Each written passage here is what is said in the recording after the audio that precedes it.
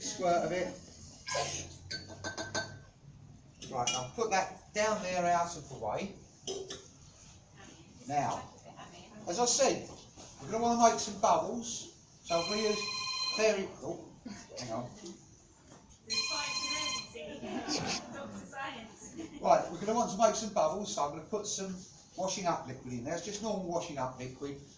We're going to put a good old squeeze of that in there, because we want plenty of bubbles. A little bit more for that. Anya. And we want some pretty bubbles.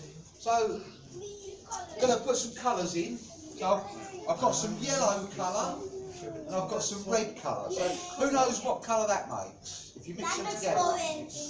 Orange. That's clever. That's clever. Right. So we'll put some yellow in. Now I'll put some red in.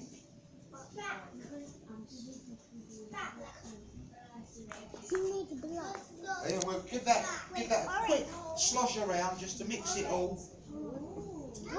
Right. Now I'm going to put my glove on because this is the experiment bit. Now, it's going to make some bubbles, but I don't really want it to overflow. So if it looks like it's going to overflow, I want you all to shout stop, and I'll put a lid on it. Yeah? So I don't really want it to overflow. So we count down from 5. Yeah? So 5, 4, 3, 2, 1. And you see it'll start making bubbles and...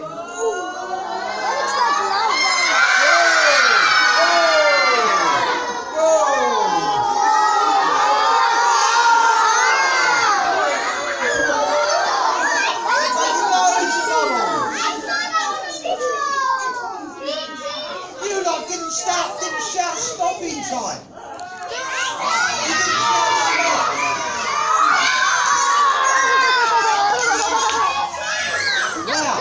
Now you can all see lots of steam coming off of this as well.